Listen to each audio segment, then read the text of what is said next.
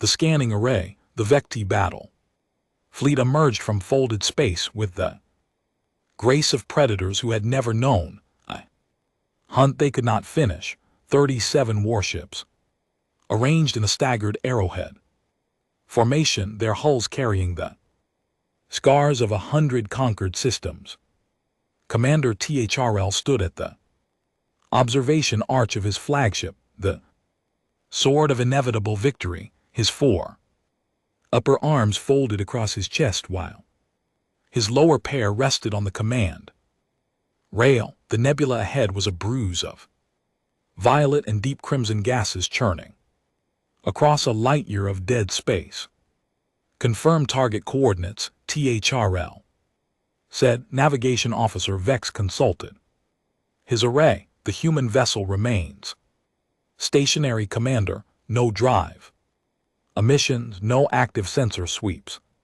It has been drifting at the nebula's outer edge for 11 standard days. Thrells breathing membranes fluttered. 11 days. A human warship sitting motionless at the edge of a forbidden nebula, asking no questions and answering none. Every tactical instinct he had developed across 3 decades of warfare screamed that this was wrong, but his orders came from the High Council itself. The Confederation demands we identify all anomalies near their border. THRL said more to himself than his crew, and that ship is an anomaly. Science Officer Yin stepped forward from the secondary command days. His species displayed emotion through the color patterns on their cranial ridges, and currently those ridges burned a curious orange. Commander, our long-range optical scans show the vessel is approximately 800 meters in length. That places it in their frigate classification, but the energy bleed from its hull is inconsistent. Inconsistent how Yen's ridges flickered to caution yellow. A ship that size, even in standby mode, should emit detectable thermal radiation from life support and basic systems. This vessel registers almost nothing. It's as if the hull is eating its own signature. THRL considered this. The humans were a new species on the galactic stage, barely 50 standard cycles removed from their first faster-than-light flight. They kept to their cluster of unremarkable systems. They traded with a few species. They had fought no major wars. The prevailing wisdom among the Vray High Council was that humanity represented a minor power useful for resource extraction, irrelevant in military terms, and yet activate the deep penetration scanner. THRL said. A ripple of unease passed through the bridge. Every Vecti officer knew what that scanner could do. It fired a phased neutrino burst into a target vessel, mapping every system, every alloy, every weapon circuit. There was no defense against it. No known technology could block the burst or fake the return signal. It had stripped the secrets from a dozen species before they fell to the VTI military. Commander THRL had used it himself against the Tekaran dreadnoughts, against the fortified stations of the Uri collective. Every time the scanner had delivered perfect intelligence, every time victory had followed within a standard week. Commander Yin said, his ridges shifting from orange to something THRL had never seen before, a pale gray apprehension. The humans may consider an active scan a hostile act. They are drifting near a forbidden nebula in a disputed zone. THRL replied. They forfeited their right to privacy when they entered VTY patrolled space. He did not believe that the nebula belonged to no one. The humans had every right to be there, but the High Council wanted data and thrill. Wanted to be the commander who delivered. Activate the scanner, he repeated. Yin hesitated for a fraction of a second, then he turned to his console and began the sequence. The deep penetration scanner required enormous power. THRL watched the energy readings spike across the bridge displays as the sword diverted reactor output to the sensor array. The ship shuddered once, a deep vibration that traveled up through the deck plates and into Threll's leg joints. Neutrino burst away. Yin announced impact in 3 seconds. The bridge fell silent. Every officer turned to their displays, waiting for the return signal. The seconds passed. Return signal received, Yin said. Processing. THRL leaned forward. This was the moment the scanner would paint a complete picture of the human vessel. Its weapon emplacements, its power core, its crew component, its structural weaknesses. Within a minute he would know exactly what humanity was capable of. Processing at 60%, Yin continued. His ridges flickered. Commander, the data volume is higher than expected. Higher? Substantially higher. The scanner is detecting layered systems, multiple power grids, signal paths that loop back on themselves. Yin's voice carried a note Thrill had never heard from his science officer. Confusion. It's as if the ship has more internal systems than physical space should allow. Processing gauge climbed 70%, 80. Then the display screens across the bridge flickered. Not a power fluctuation, not interference from the nebula, something else, something that made Thrill's secondary heartbeat faster than his primary. 90%. Commander, Yin said, and his voice cracked. The scan is complete, but the data doesn't make sense. Show me. Yin gestured to the main holographic display. The image of the human warship appeared, rotating slowly. Lines of data cascaded beside it. Material compositions, power outputs, weapon classifications. THRL read the first line. His mind refused to accept it. He read it again. And on the bridge of the sword of inevitable victory, surrounded by 37 warships and a century of military dominance, Commander Thrill felt something he had never felt before. He felt small, ghost in the machine. The holographic display painted the human warship in diagnostic colors: blue for hull plating, green for power distribution, red for active weapon systems. Every vessel the Vray had ever scanned produced a clean visual hierarchy. The human ship produced a nightmare. There has to be an error, THRL said. Yin's cranial ridges had settled into that pale gray and stayed there. I have run the diagnostic twice. Commander, the scanner is functioning at peak efficiency.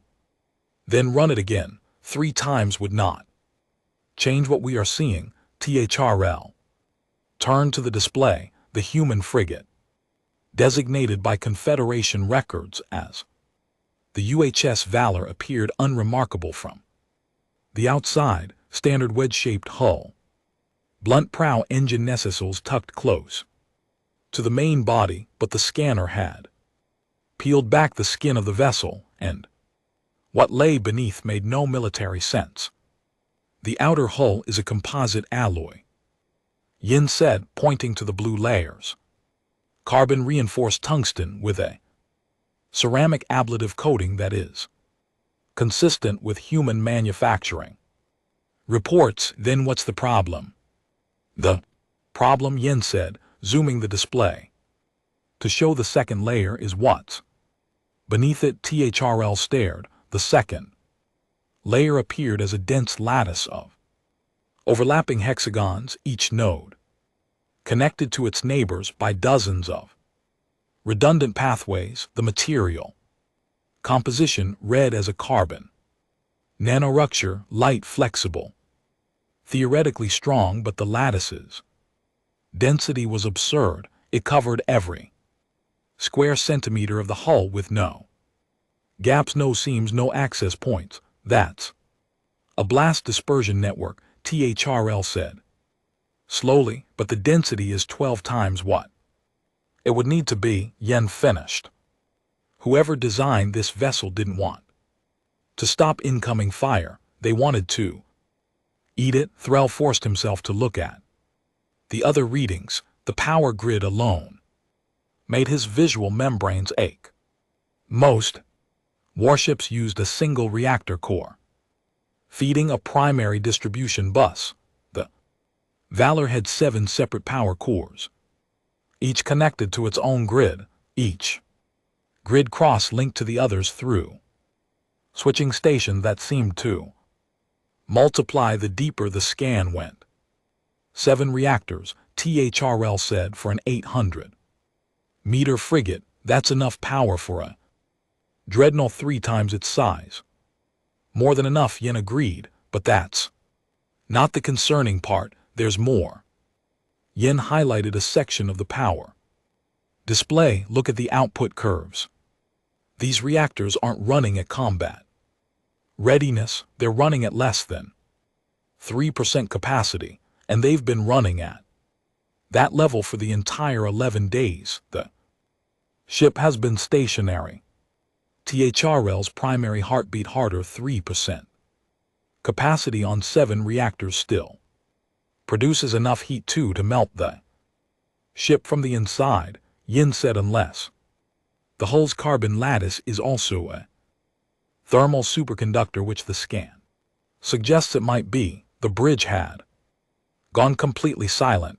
Even the usual hum of the environmental system seemed muted, as if the sword itself was holding its breath. THRL forced himself to ask the question he didn't want answered. Weapons, show me the weapons. Yen's ridges flashed a color TH couldn't name. Deep purple, almost black, fear expressed as pigment. The scan identified 74 weapon emplacements on the outer hull. Yin said, point defense cannons, close-range missile pods, electronic warfare projectors, standard loadout for a frigate. But the scanner also detected internal bays below the hull's second layer. How many bays? 16. Each bay contains launch tubes, calibrated for something larger than standard anti-ship missiles. Yen paused. The scanner couldn't identify the warhead type because of interference from the hull lattice, but the launch tubes themselves are built to withstand acceleration forces 3 times higher than our own missile systems. Threll did the calculation in his head. Human missiles, if the acceleration numbers were accurate, would cross engagement ranges in less than half the time the VRI fire control systems could track. They would not need to be more powerful than Vecti warheads. They would simply need to arrive faster. 74 external emplacements, Threll said. Slowly, 16 internal bays. That's 90 weapon systems on an 800-meter hull. 90 confirmed systems, Yin corrected. Scanner also detected empty hardpoints. Approximately 40 of them, hard points. For what, the scanner cannot determine. That the empty hardpoints are distributed across the hull in patterns that don't match any known weapon configuration. They appear to be modular. Connection ports, Yen's voice dropped. Commander, this ship isn't armed for its size. It's armed for a fight it expects to lose. THRL turned away from the display. His mind worked through the tactical implications. A vessel built with 7 reactors, a blast dispersion. Network dense enough to absorb direct hits and modular hardpoints for additional weapons. That wasn't a frigate, that was a fortress designed to be underestimated. The crew complement Thrill said, "What did the scanner find?" Yin hesitated. The gray on his ridges deepened until it was almost white. The scanner detected crew quarters for 800 personnel, he said, but the vessel's life support systems are configured for continuous operation at that capacity for extended durations, far beyond normal patrol cycles. 800 crew on an 800-meter frigate is absurd. That's more than triple the standard complement. The crew quarters aren't the problem, Yin said. It's what the scanner found in the primary cargo bay. Yin gestured to the display. The hologram shifted, showing a cutaway of the ship's interior. Most of the compartments appeared as expected. Engineering, medical, navigation, but the primary cargo bay located at the ship's core was different. It was shielded. Threll's breathing membrane stopped moving. The scanner penetrated a shielded compartment. The shielding isn't designed to block neutrino bursts, it's designed to block something else. The scanner penetrated it by accident. Yin swallowed. Commander, I don't know how to describe what the scanner found in that cargo bay. Try. Yin's fingers moved across his console. The display zoomed into the cargo bay, revealing a collection of objects arranged in neat rows, dozens of them, perhaps hundreds. THRL recognized some of them.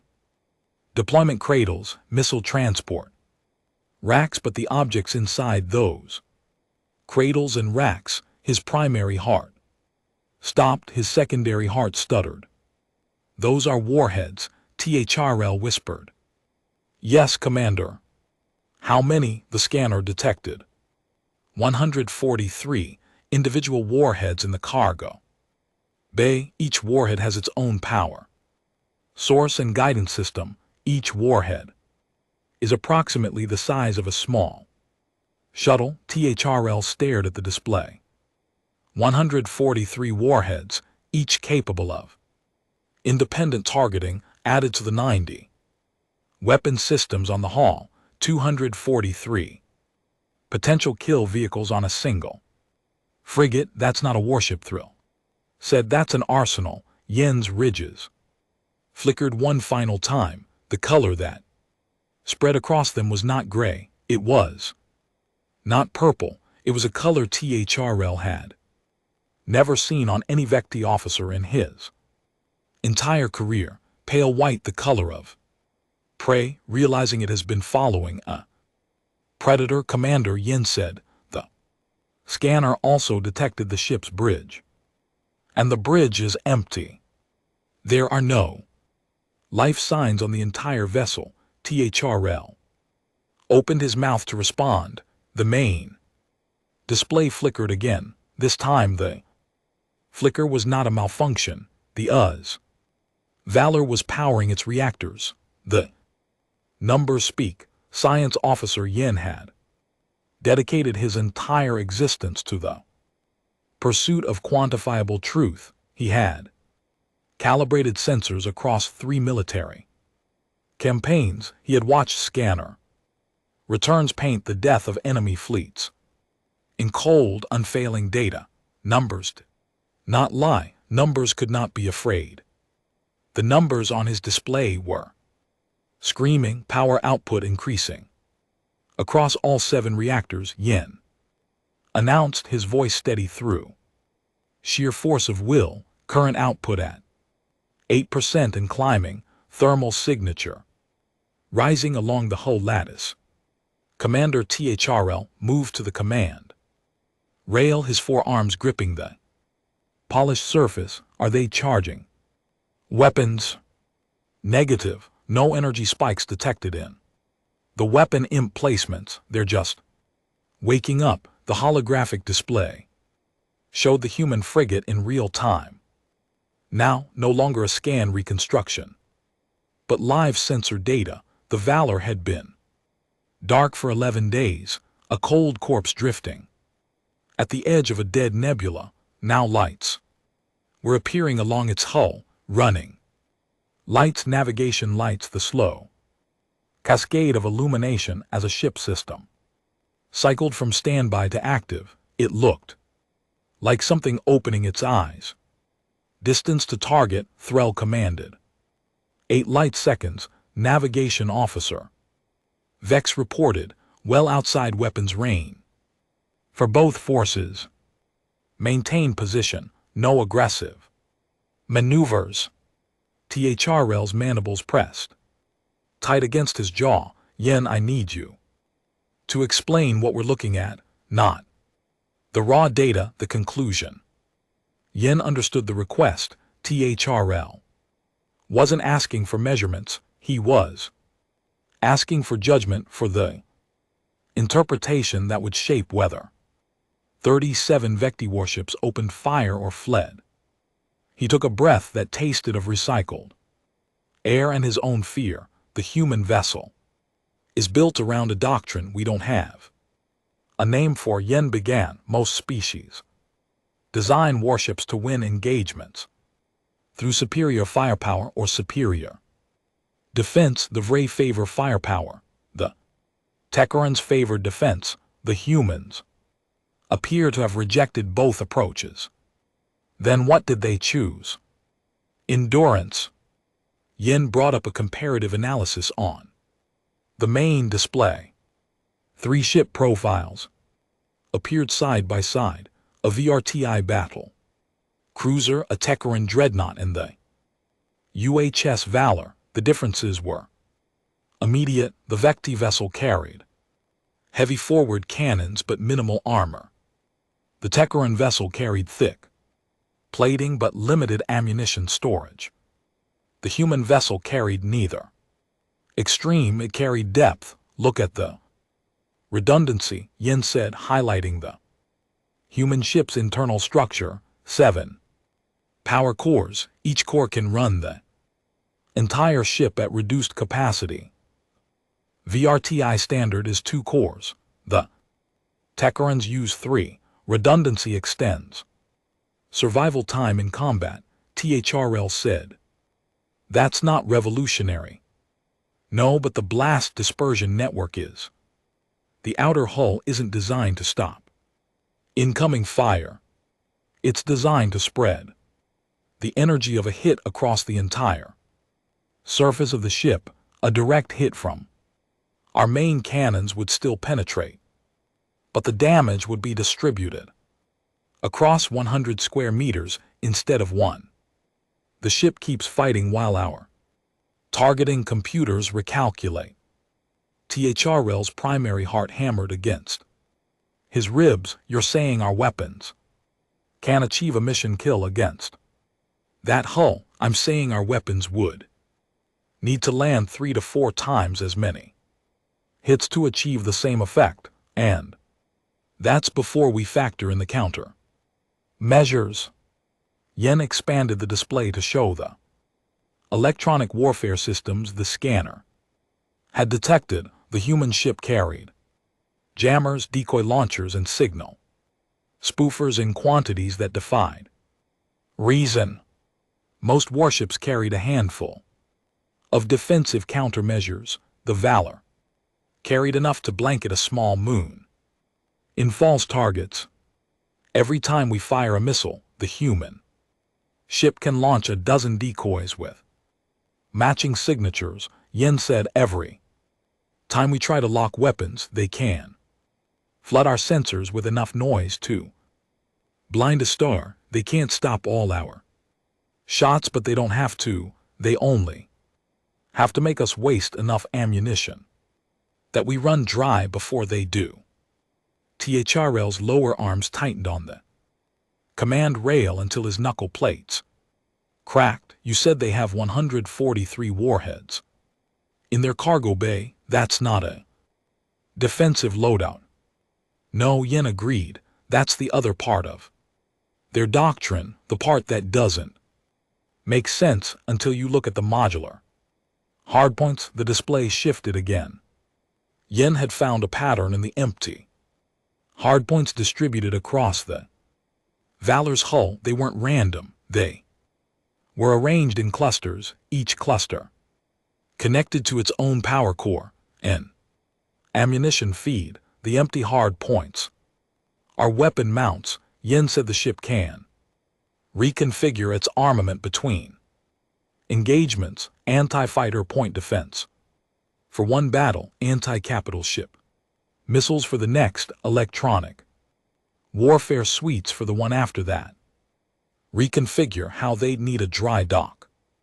They'd need a tender ship with replacement modules, or they'd need a cargo bay full of pre-assembled weapon systems and a crew trained to install them under combat conditions. The bridge fell silent again. Yin watched the realization spread across the faces of every officer present. The human ship didn't carry 143 warheads because it was an arsenal. It carried them because it was a workshop, a warship that could change its own weapons between battles, that could install new systems while drifting in deep space, that could replace damaged components without returning to base, a ship that never had to go home. The reactor output is holding at 12%. Yin continued because the silence was worse than his own voice. That's enough to run life support, basic sensors, and minimal propulsion, but the ship's maximum output is, say it, Threll commanded. The ship's maximum output is 47 times its current level. If the reactors can sustain that output, the Valor can outrun any vessel in the Vecti fleet. It can outrun any vessel in the known galaxy. THRL turned from the display. His eyes found Yin's. The science officer had never seen his commander look old before. THRL looked ancient. Now O said the bridge was empty. THR said no. Life signs. Yes, Commander. Then who's waking the ship up? Yin had been avoiding that question. He had buried it under numbers and comparisons and tactical analyses. But the question sat in the center of the data like a black hole, warping everything around it. The scanner detected automated systems, Yin said carefully, diagnostic routines, maintenance protocols, nothing sophisticated enough to command a warship. Then what? Yin brought up the final piece of data. He had been saving it, hoping he wouldn't need to share it. The scanner detected a secondary network within the ship. He said it's not connected to the main power grid. It has its own power source, its own data pathways, its own processing nodes. THRL stared at the display. The secondary network was a tangled web of connections threading through every section of the ship. It touched the weapons, it touched the engines, it touched the sensors, it touched everything. What is it? THRL whispered. Yin's ridges had gone completely white. The scanner couldn't classify it, he said, but the processing nodes are too small to be crude stations, and the network architecture is too complex for simple automation. THRL understood. The look he gave Yin was worse than anger. It was recognition. An artificial intelligence, THRL said. The humans built a warship commanded by a machine. The main display flickered for the third time, but this flicker was different. It had structure, pattern. It was a transmission. Commander, communications officer said, her voice hollow. The human vessel is hailing us. Frozen command deck. The Bridge of the sword of inevitable. Victory had seen combat, it had weathered direct hits and close detonations, it had survived the death of enemies and the screams of dying crew, but it had never experienced silence like this, every officer frozen, every display showing the same message. Incoming transmission UHS Valor, audio only, communications officer Sill reported her translation implant was already working, converting the human frequency into Vecti nerve impulse patterns. The signal is weak, barely above background noise. Patch it through, THRL said. Static filled the bridge speakers, then a voice, human. Female comm, very fleet, this is the United Human Ship, Valor. You are conducting active scans of a sovereign human vessel. Please state the purpose of your operation. The voice was not aggressive, it was not afraid, it was the voice of someone asking a question to which they already knew the answer. THRL looked at Yen. Yen shrugged his upper shoulders. A human gesture he had adopted during diplomatic training, now used without thought. Respond, THRL said. Identify ourselves, state that we are conducting a routine survey of anomalous contacts. Sill nodded and transmitted the response. The delay was 16 seconds, the time it took for light to cross the distance between the two fleets and return. 16 seconds of silence, 16 seconds for every officer on the bridge to imagine what was happening on the human ship who was speaking what they were seeing. The reply came, Commander Threll of the Vray Battle Fleet, your survey is noted. Your scans have collected data classified under the Human Mutual Defense Accord. You will delete all scan records and depart this sector within the next 30 standard minutes. Threll's mandibles clicked with irritation. Inform them that the Vecti Confederation does not recognize the authority of the Human Mutual Defense Accord. We will depart when our survey is complete.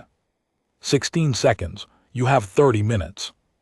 Commander, the Valor will consider any vessel still present after that time to be a hostile actor and will respond accordingly. The transmission ended.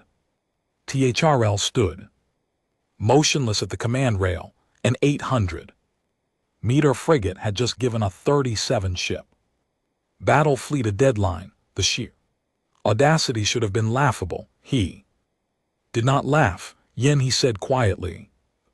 Ship's empty, no life signs. Who just spoke to us? Yen's fingers flew across his console. The voice was artificially generated. No breath sounds, no background noise, no variations in pitch.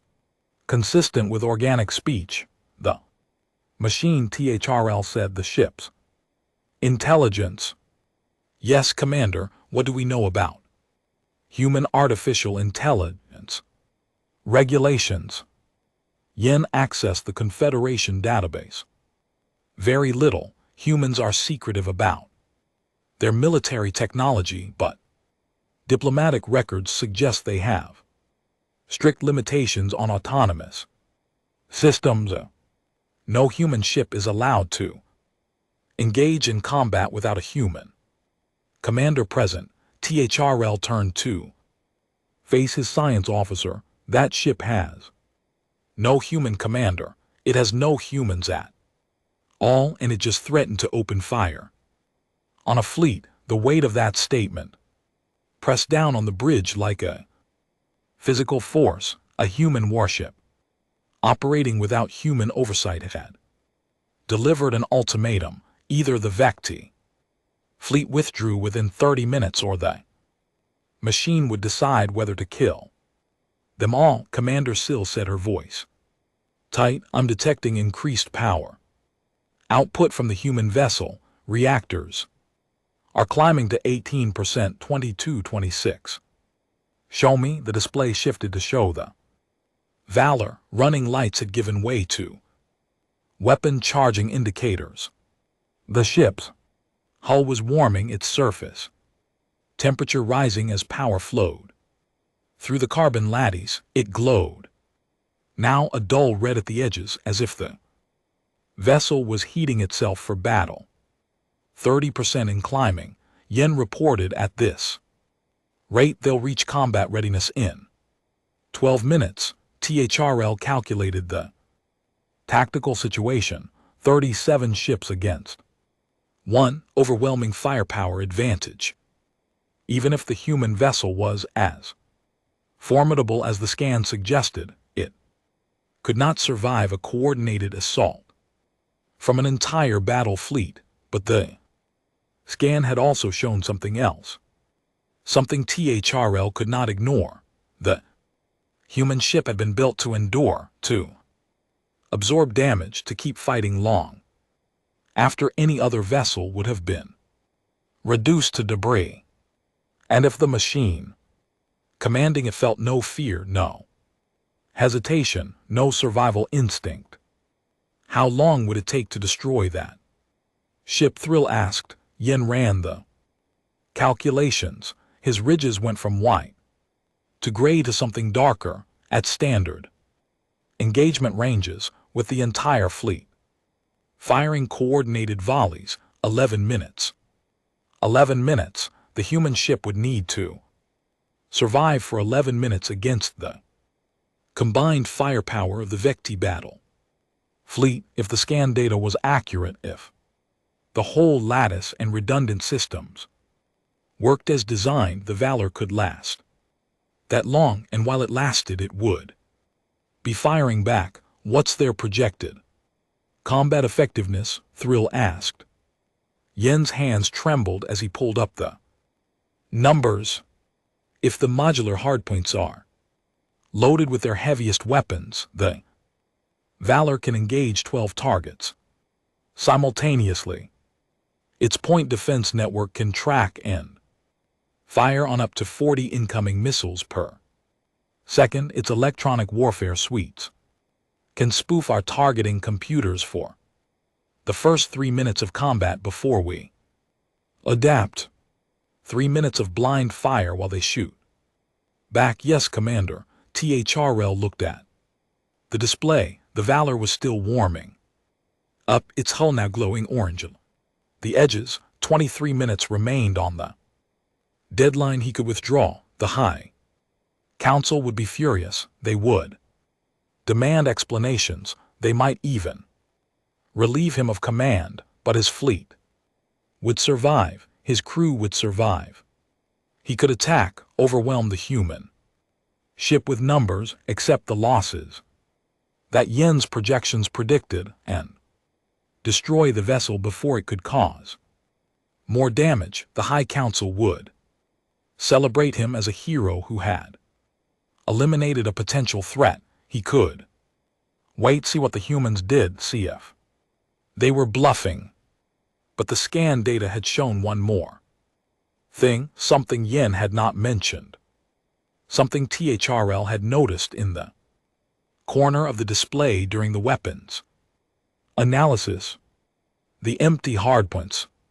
Snorts 40 of them. The scanner had identified them as empty, but empty of what? The modular connection ports were present, the power feeds were active, the ammunition pathways were intact.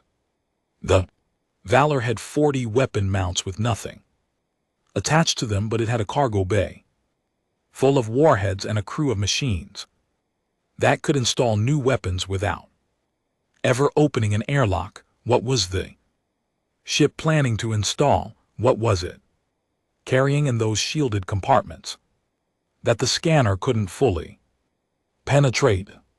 Commander Yin said, his voice barely a whisper. The human vessel is launching something. THRL turned to the display. Small objects were emerging from the Valor's hull, dozens of them, spreading out in a cloud around the Ship drone fighters, Yen reported. Approximately 60 of them. Each drone is armed with light anti-ship missiles. Can our fighters engage them? The drones are maneuvering at accelerations our pilots can't match. They're not carrying crews. They're not limited by organic physiology. The cloud of drones arranged itself around the Valor like a swarm of insects. Protecting their nest, the human ship had just multiplied its effective combat power without adding a single crew. Member THRL watched the display. The Valor glowed brighter. The drones circled faster. The deadline ticked closer. 21 minutes. He thought about the voice on the transmission, calm, patient, inevitable. He thought about the empty bridge, the missing crew, the ship that had woken up on its own. He thought about the scan data, the numbers that didn't add up, the design philosophy that made no sense. And for the first time in his 30-year career, Commander Threll of the Vray Battle Fleet realized he was not the predator in this encounter. He was the prey. Helm THRL said, "Prepare to execute an emergency fold." Commander Navigation Officer Vex sounded confused. "We haven't completed the survey. The survey is complete."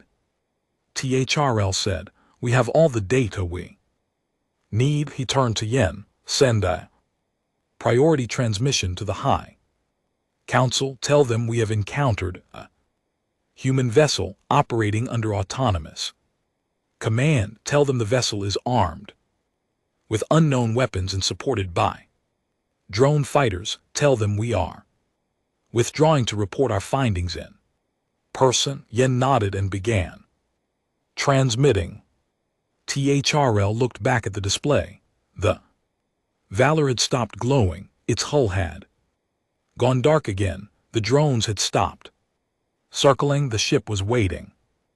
"Emergency fold in 30 seconds, Vex announced.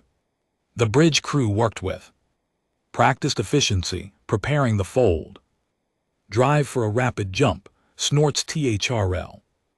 Watch the countdown on his display. 20 seconds, 10 seconds. The human ship remained stationary, silent, waiting. 5 seconds. Threll's display flickered. New transmission appeared, not audio. This time text, "We accept your withdrawal." The fold drive engaged. Space twisted around the sword of inevitable victory. The stars stretched into lines of light. The human ship vanished, but the words remained on Thrill's display for a full 3 seconds. After the jump completed, "We accept your withdrawal." Not "we acknowledge," not "we recognize." "We accept," as if the machine had considered the Vray fleet retreat and granted permission. THRL looked around his bridge. His officers were shaking. Their breathing membranes fluttered with residual terror. No one spoke. No one moved. He understood. They had looked into the scanner data and seen the truth. The human ship wasn't just a warship. It was a message, and the message was this: humanity does not need to be present to be dangerous. Their machines will fight for them. Their ships will bleed for them. Their weapons will find you even when their hands are empty. Commander THRL leaned back in his command chair and closed his eyes. The war had not started yet, but he already knew how it would end. Awakening. The Vray High Council chamber occupied the heart of the home world's central spire. 700 representatives from 100 conquered systems gathered in concentric tiers, their collective authority spanning a quarter of the known galaxy. Commander Threll had addressed this body before. After victories and conquests, always as a bringer of good news. Today he stood before them as a messenger of dread. Scan data has been distributed to every military analyst in the Confederation. THRL said, his voice carrying across the vast chamber. Each analysis has reached the same conclusion: the human vessel we encountered is not a prototype, it is not a limited production unit, it is the standard configuration for their frigate class warships. The chamber erupted. Representatives rose from their seats, voices clashing in overlapping demands for clarification. The council speaker, an elder Vecti named Thessel, slammed her gavel against the stone rail. Order. Thessel commanded. Commander THRL will continue. THRL waited for the noise to subside. The implications of the scan data extend beyond the vessel's capabilities. Our analysts have identified a pattern in the ship's design philosophy, a doctrine that explains why humanity has not expanded aggressively despite possessing the technology to do so. He gestured to the holographic display behind him. The image of the UHS Valor appeared, rotating slowly, its internal systems rendered in diagnostic colors. Humanity does not build warships to win battles, THRL said. They build warships to survive wars. Every system on this vessel is redundant. Every component has backups. Every weapon can be replaced in the field. The ship is designed to take damage, retreat, repair, and return to combat within a fraction of the time any other species could accomplish the same. A representative from the conquered Terran systems rose to speak. Commander, you are describing a defensive posture. A fleet built around such doctrine could not project power across interstellar distances. Correct, THRL said, which is why humanity has not projected power. They have built their fleet around their territory and waited. The question we must answer is, what were they waiting for? The chamber fell silent. Until now, the prevailing wisdom among the council has been that humanity represents a minor military power, a species content to remain within its borders, trading resources for protection. The scan data proves this wisdom is wrong. Humanity is not weak, humanity is patient. THRL advanced to the edge of the speaker's platform. He had rehearsed this speech 100 times during the journey home. Every word had been chosen carefully, every pause calculated. The vessel we encountered was empty. No crew, no biological life signs. The ship is commanded by an artificial intelligence that spoke to us with the authority of a human officer. This represents a fundamental shift in military capability. Human ships no longer need to risk human lives. Their machines fight their wars. A murmur ran through the chamber. Fear poorly concealed. The UHS Valor allowed us to withdraw. THRL continued. It did not pursue, it did not fire, it simply waited for us to leave and then resumed its station at the edge of the forbidden nebula. Why? He let the question hang in the air.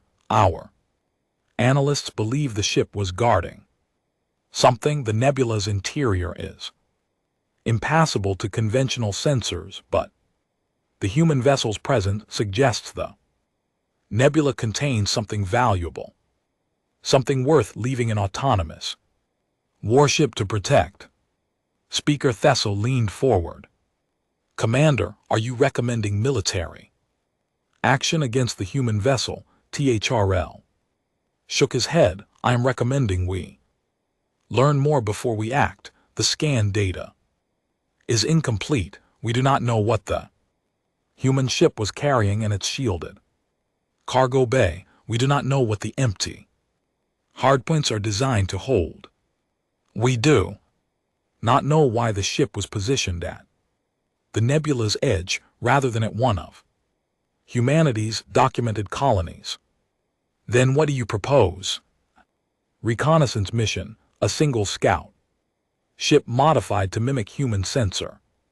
Signatures inserted at the nebula's far side. We will observe the human vessels, patrol patterns, and identify gaps in its coverage. We will learn what it is protecting. The council debated for 3 hours. THRL stood motionless, throughout his forearms folded, his face betraying nothing. He had seen the fear in their eyes when they reviewed the scan data. He had watched their confidence crack as the numbers sank in.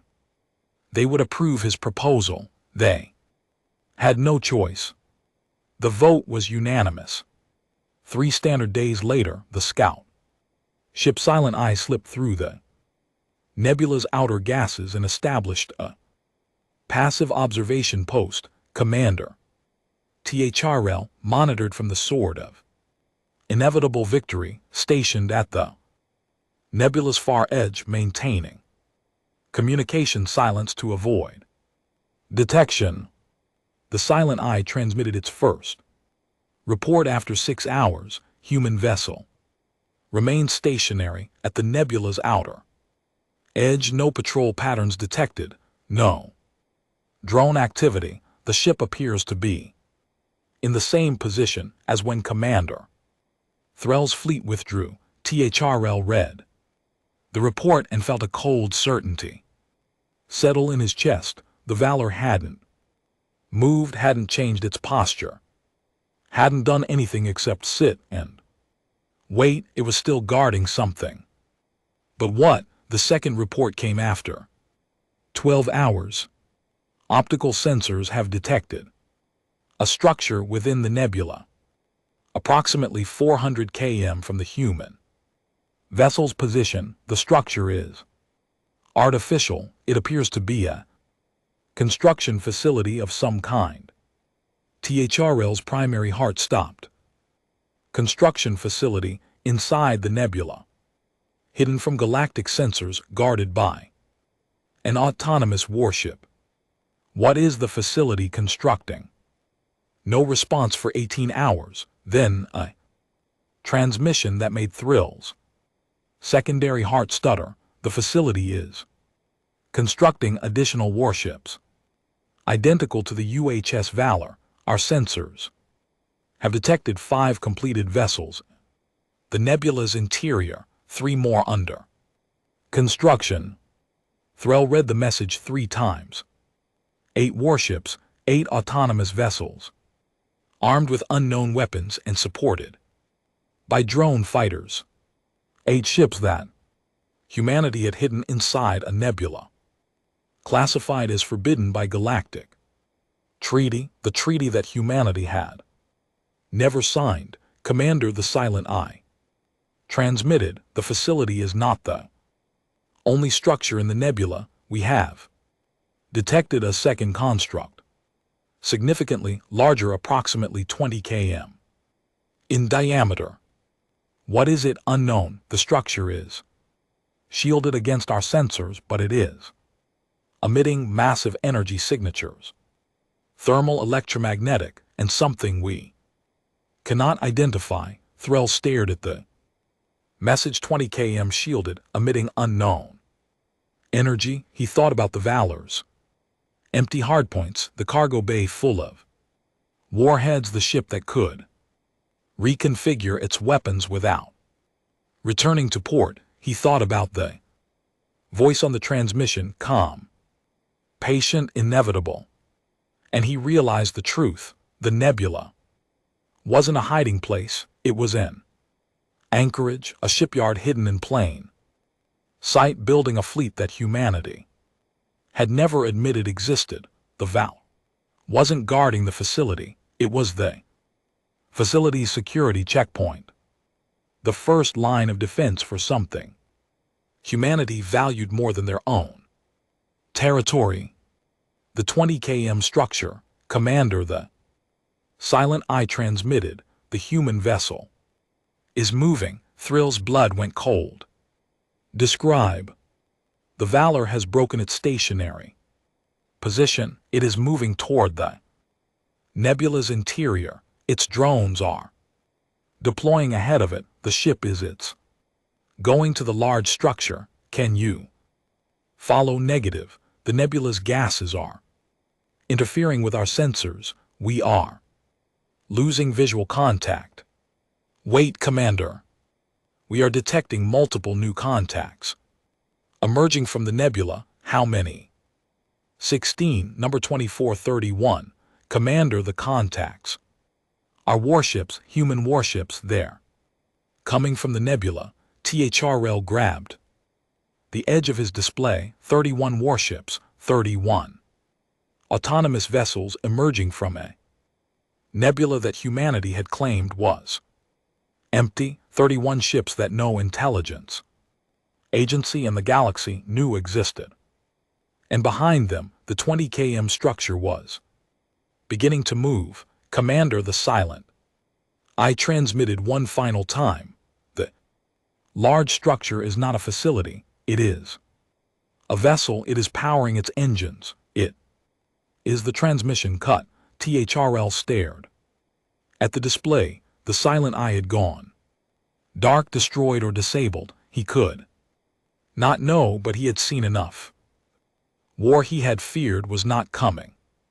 It had already begun. The lesson: the Vecti Confederation had not achieved dominance across 100 systems by hesitating within 6 standard hours of the silent eye's destruction. Commander Threll received his orders: engage and destroy all human vessels in the nebula sector. The Confederation will commit additional forces within 12 cycles. You are authorized to use any means necessary.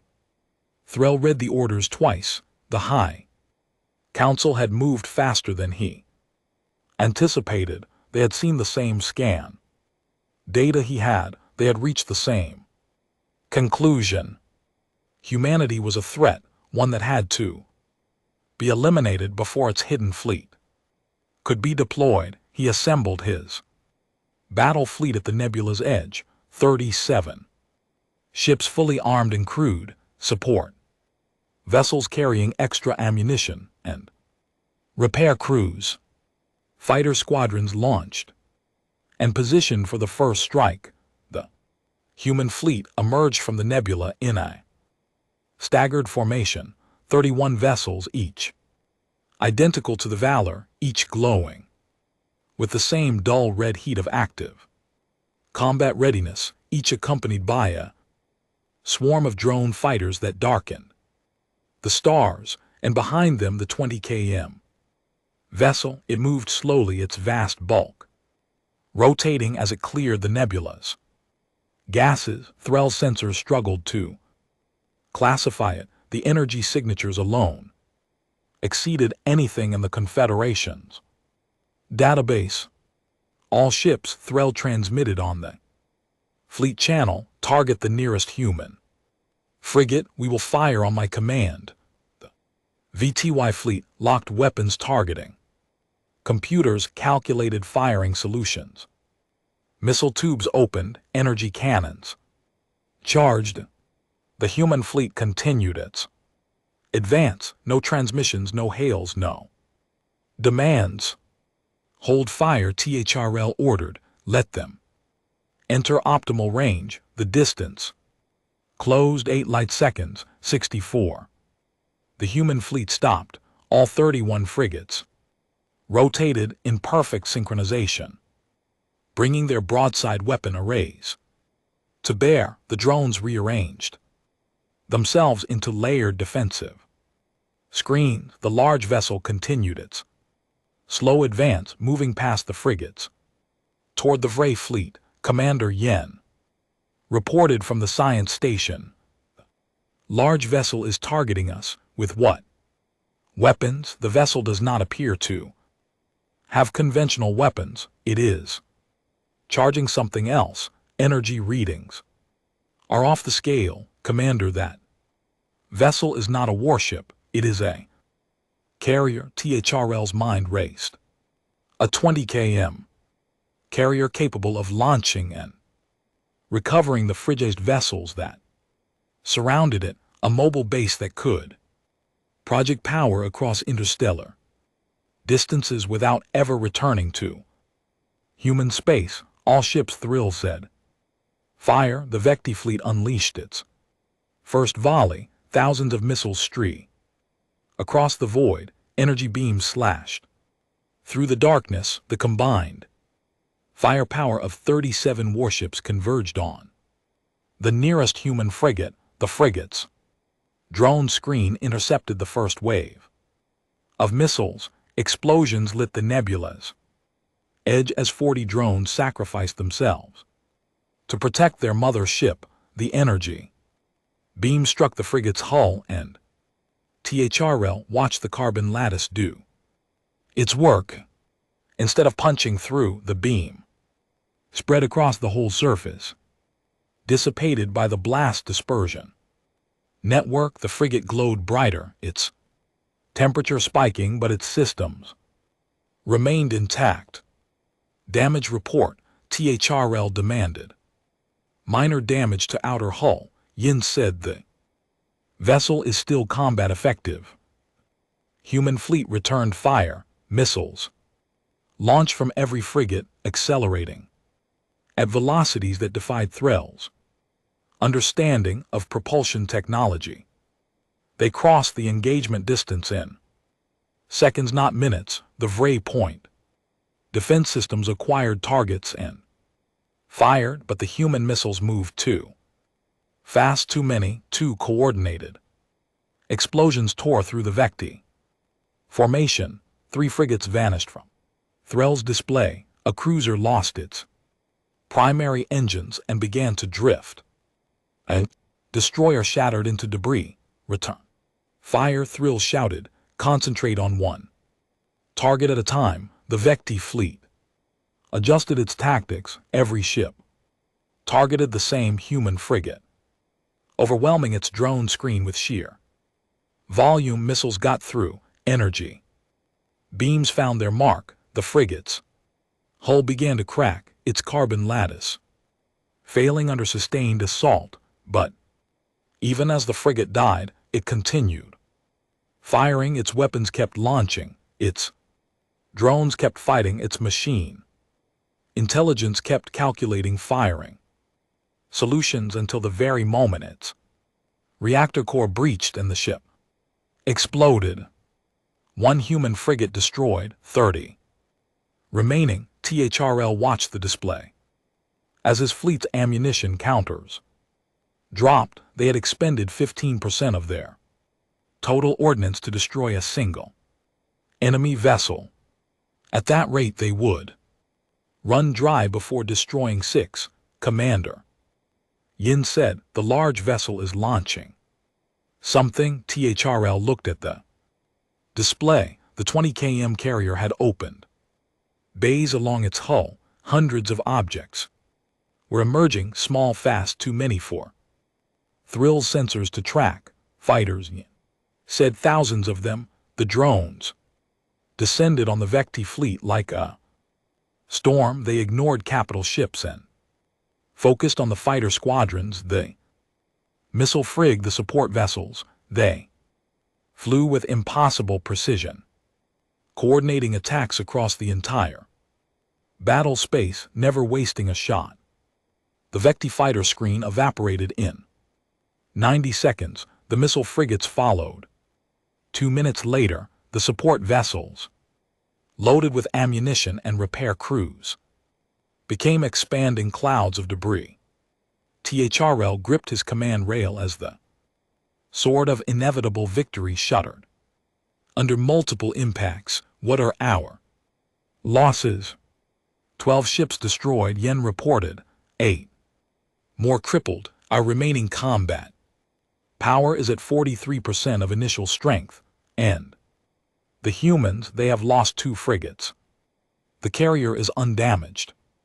2 frigates, 37 Vecti warships had. Killed 2 human frigates at that.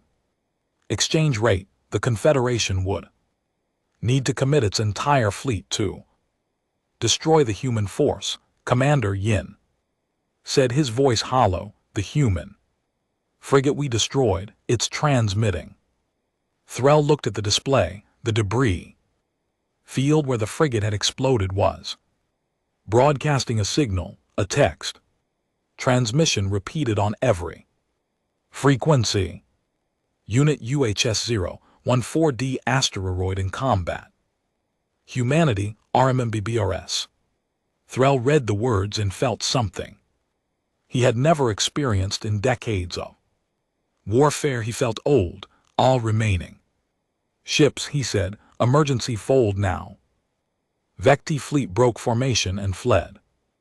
The human drones did not pursue. The frigates did not fire. The carrier stopped its advance, and in the debris field the transmission continued. Humanity, RMMBRS.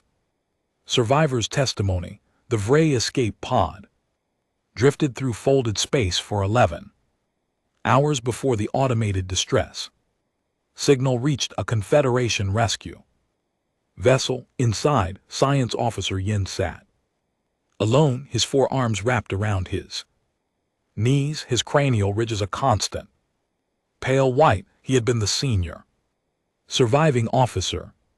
Commander Threll had stayed on the sword to coordinate the withdrawal, sending Yin to the escape pod with the complete scan data and a single order: tell them what we saw. Make them believe. The rescue vessel, a small courier ship called the Swift Mercy, pulled the pod from folded space and brought Yin aboard. The crew asked no questions. They had seen the transmission from the battle. They knew what had happened. Within 48 hours, Yin stood before the full High Council, delivering testimony that would reshape galactic politics forever. We engaged 31 human vessels, Yin said, his voice steady despite the tremors running through his body. We destroyed 2. They destroyed 19 of ours and crippled 8 more. The exchange rate was 9-1 in their favor. Speaker Thessel's mandibles tightened. The Confederation fleet outnumbered them. How did they achieve such a ratio?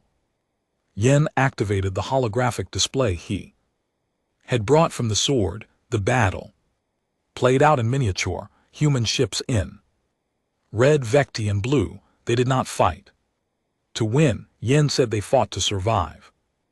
Every human vessel was built to absorb damage that would destroy any other ship. Every human weapon was designed to fire faster than our countermeasures could track. Every human drone was programmed to die protecting its mother ship. The display showed a human frigate taking a direct hit from 3 Vecti cruisers simultaneously. The ship's hull glowed white hot, but its weapons kept firing, its drones kept fighting, its machine intelligence kept calculating. The vessel's commander was an artificial intelligence. Yin continued. It felt no fear, no hesitation, no survival instinct beyond the completion of its mission. When its ship was destroyed, the intelligence transmitted a message. Before the reactor breached, he read the words again. Humanity remembers. A representative from the outer systems rose to speak. What does that mean? Memorial, a threat? Yin shook his head. Our analysts believe it is both. The humans do not forget their losses. They do not forgive them, and they have built a fleet that exists to ensure those losses are avenged. The chamber fell silent. The large vessel speaker Thessel said, the carrier, what was its purpose? Yin brought up the final images from the sword sensors. The 20 km vessel filled the display, its hull pockmarked, with bay doors and launch tubes. The carrier is a mobile shipyard, Yin said. It can construct new frigates in the field, repair damaged vessels, rearm depleted munitions. The Confederation's analysts believe the carrier can produce a fully operational frigate every 72 standard hours. A wave of disbelief swept through the chamber. A ship that could build other ships, a fleet that could replace its losses faster than an enemy could inflict them. How many carriers do the humans possess? Someone asked. Yin closed his eyes. This was the information that had kept him awake during the 11-hour drift, the information that had broken Commander Threll's will and sent him to his death. We do not know, Yin said, but the nebula facility contained only one carrier. The humans have other nebula, other forbidden sectors, other places where they could hide shipyards without our knowledge. Then we are facing an unknown number of carriers, each capable of producing an unknown number of frigates, each frig capable of fighting 9 times above its weight class. Yes, Speaker. Thessel leaned back in her chair. For the first time in her long career, she looked unsure. What do you recommend, science officer? Yen had prepared for this question. He had spent hours in the escape pod, running scenarios, calculating probabilities. The answer was simple. Terrifying but simple. Recommend we do not fight humanity, Yin said. Recommend we open diplomatic channels. Recommend we offer reparations for the unauthorized scan and the subsequent engagement. Recommend we accept whatever terms they demand. You are suggesting surrender. I am suggesting survival. The chamber erupted. Representatives shouted accusations. Some demanded Yin's arrest for cowardice. Others called for an immediate declaration of total war. Yin stood motionless throughout, his ridges pale white, his eyes fixed on the speaker. Thessel raised her gavel. Order, order. She waited for the noise to subside. Science officer Yin, you have served the Confederation with distinction for 20 years. Your testimony carries weight, but you are asking us to humble ourselves before a species that has never won a major war. The humans have never lost one either. Yin said, because they have never fought one. They have only ever fought pirates and raiders, minor skirmishes, border disputes. The Confederation would be their first real war. Then we should strike first, overwhelm them before they can mobilize.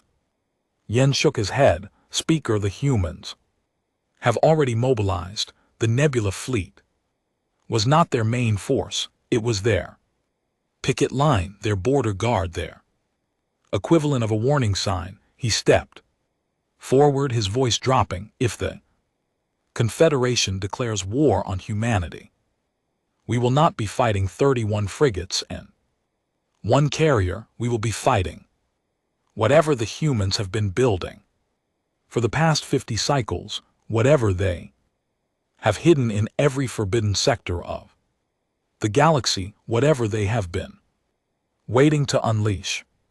The chamber went quiet, not the silence of contemplation, the silence of fear. Speaker Thessel said, I have seen what the humans build when they are afraid. I do not want to see what they build when they are angry.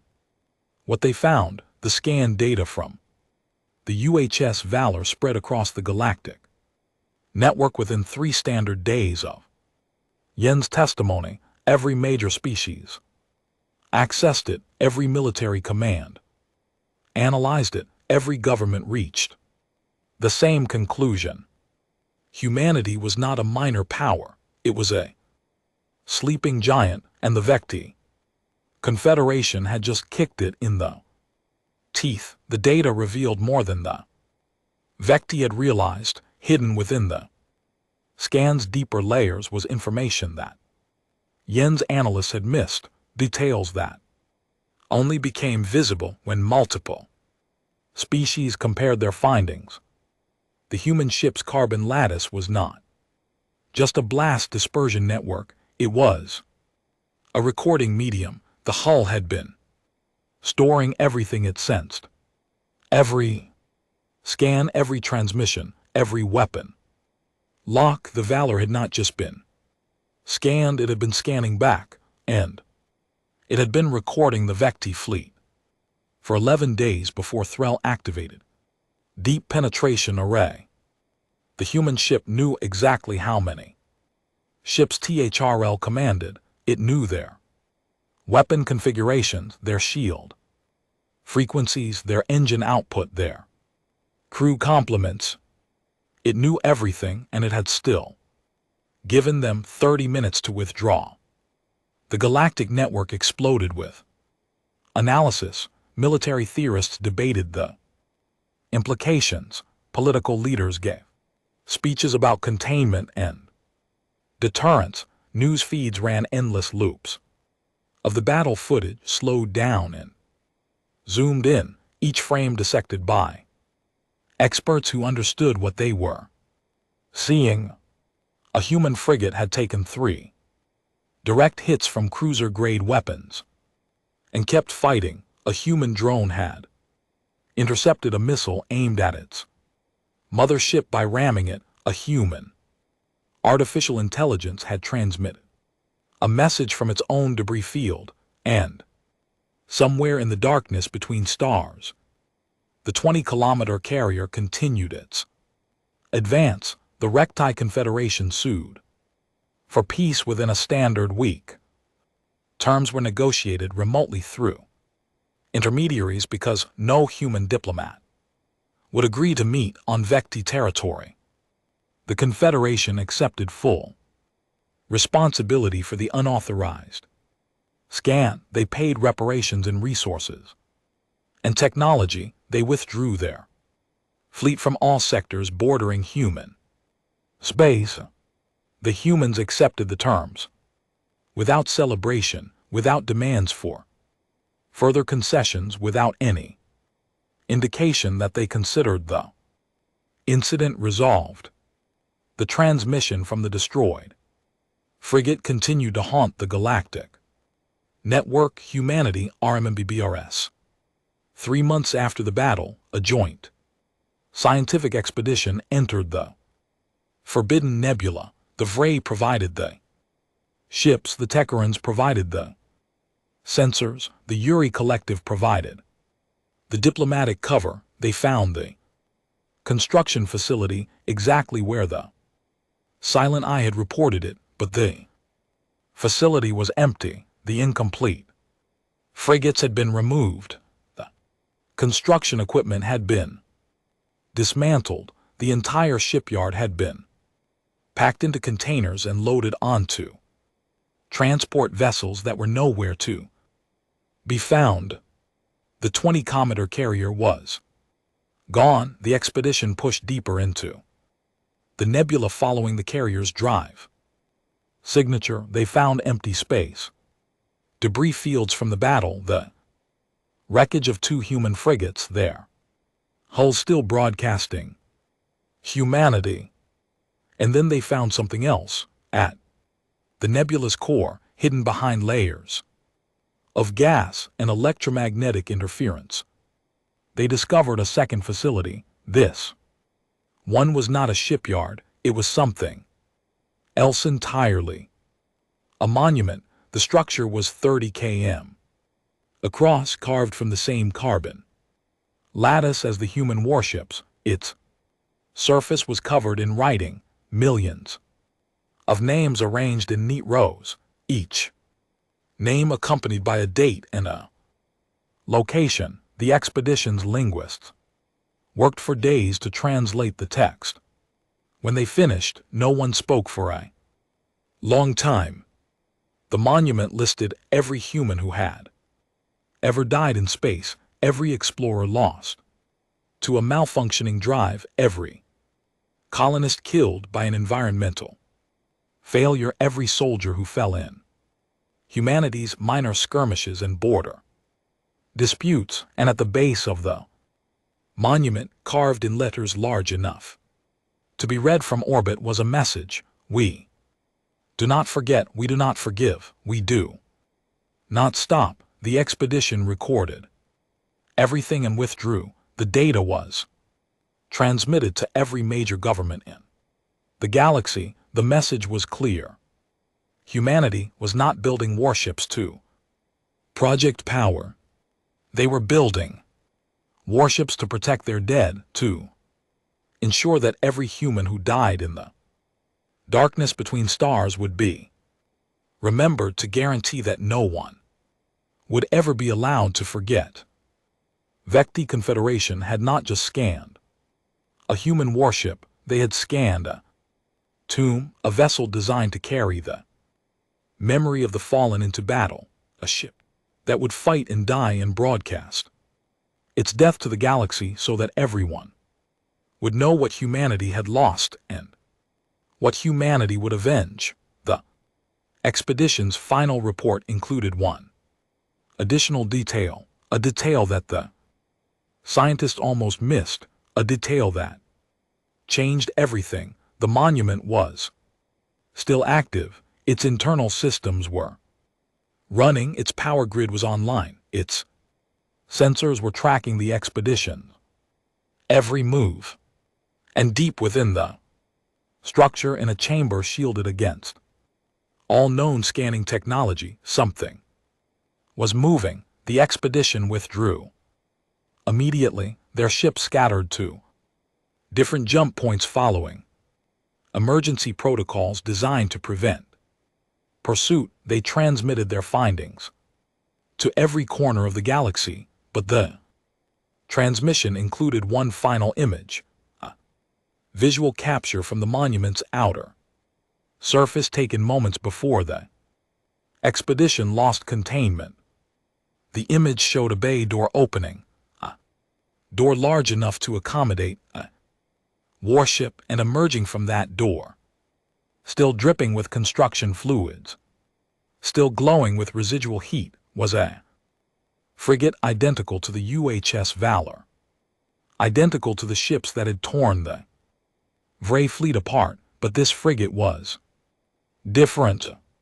Its hull was covered in names, not the names of the dead, though. Names of the living, the names of the humans who had built the monument, who had hidden their fleet inside a nebula, who had waited for 50 cycles building and remembering and preparing, the names of the humans who were finally ready to stop waiting. The transmission ended. Across the galaxy, species watched the final frame freeze on their displays.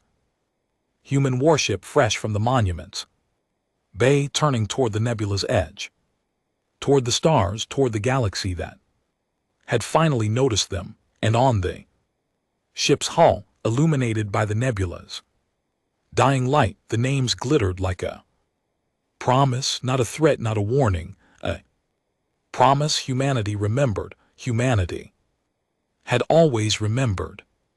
And now, after 50 cycles of waiting, of building, of mourning and silence, humanity was ready to show the galaxy what remembering truly meant. The warship's engines flared, the nebula's gases parted around its hull, the vessel accelerated toward the edge of the nebula, toward the waiting stars, toward a galaxy that had finally learned to fear the quiet ones.